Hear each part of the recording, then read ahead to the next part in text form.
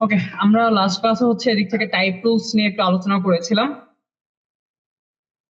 তো আজকে হচ্ছে আমরা একদম আমাদের যে নতুন টুলস গুলো আসছে, line, segment, arc, spiral, rectangular এবং পোলার গ্রিড টুল।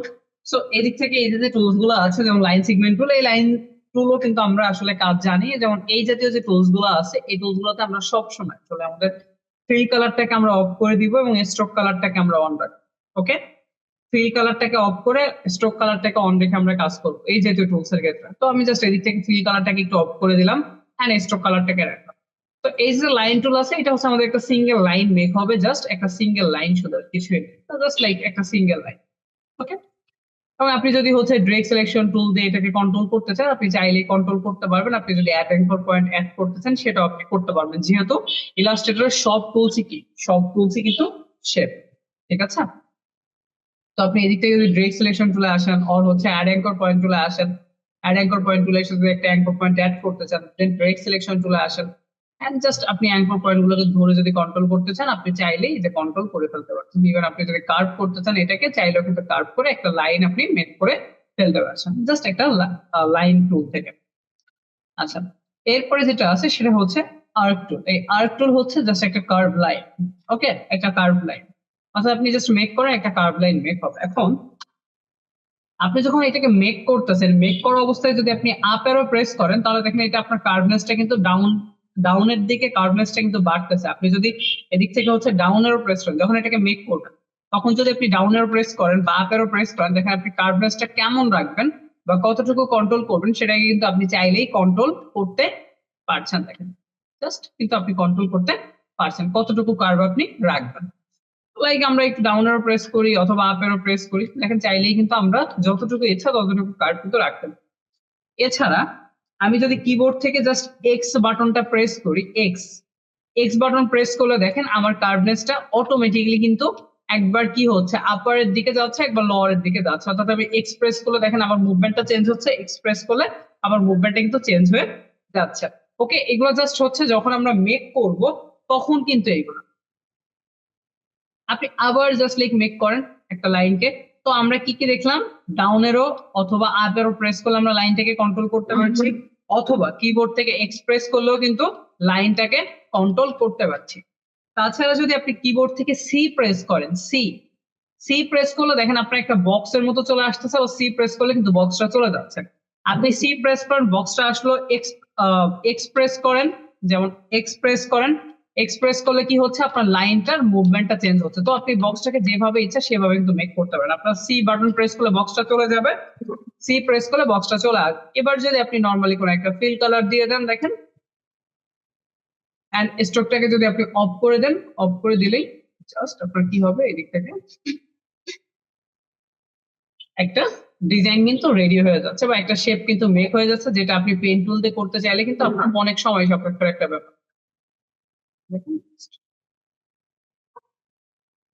ওকে, এই হচ্ছে বিষয়। সো আমরা আর্ক টুলটা কি সবাই বুঝতে পেরেছি? কারো কোনো সমস্যা আছে? জি, বুঝতে পেরেছি। জি, বুঝতে পারছি।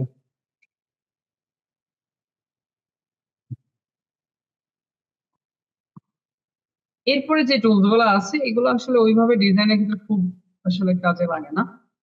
যেমন স্পাইরাল টুল আছে, আপনি যদি স্পাইরাল টুলটাকে এদিক থেকে মেক করেন, আমরা ফিল কালারটাকে একটু অফ করে দিই, স্ট্রোক কালারটাকে আমরা অন করি জাস্ট। সো আমি যদি এদিক থেকে একটা স্পাইরাল মেক করি, দেখেন আমার এরকম একটা শামুকের মতো কিছু একটা মেক হচ্ছে। Just আপনি মেক করেন, দেখেন এইভাবে হচ্ছে। সো আপনি যখন এটাকে মেক করতেছেন, আপনার মাউসটা চেপে ধরা অবস্থায়, অর্থাৎ আপনি যখন মাউসটাকে ড্রাগ করতেছেন সেই অবস্থায় যদি আপনি কিবোর্ড থেকে কন্ট্রোল চেপে ধরে মাউসটাকে একটু মুভ করেন, দেখেন আপনি চাইলে এটাকে কন্ট্রোল করতে পারছেন যে আপনি কিভাবে এটাকে রাখবেন না রাখবেন। তো আপনি এইভাবে রাখেন। দেন যদি আপনি আপ এরো প্রেস করেন, দেখেন আপনার লাইন গুলো এদিক থেকে বাড়তেছে। জাস্ট আপনি ডাউন এরো প্রেস করলে আপনার এই যে লাইন গুলো আছে সেই লাইন গুলো কমতেছে, আবার আপ এরো প্রেস করলে কিন্তু আপনার লাইন গুলো বাড়তেছে। আপনি আবার কন্ট্রোল প্রেস করে কিন্তু চাইলে এটাকে কন্ট্রোল করে ফেলতে।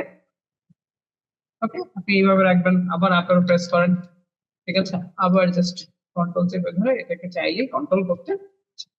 তো এটা ছিল আমাদের স্পাইরাল টুলের কাজ। জাস্ট আপনার এরকম একটা ইলিউশন আসলে মেক হয়ে যায়। এটার একটা কপি রাখেন। এগুলো হচ্ছে আপনার জাস্ট কোন একটা ব্যাকগ্রাউন্ড,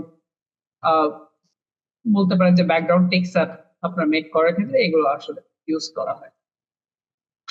তারপরে যেটা আছে সেটা হচ্ছে রেক্টেঙ্গুলার গ্রিড টুল। এই রেক্টেঙ্গুলার গ্রিড টুলটা হচ্ছে কিরকম, যে আপনারা যদি আসলে ওই যে স কে কোনো কিছু মেক করতেছেন সেটা আপনি করতে পারবেন। লাইক আপনি দেখেন একটা ড্রাকেই আপনি একটা সক কিন্তু মেক করে ফেলতে পারছেন।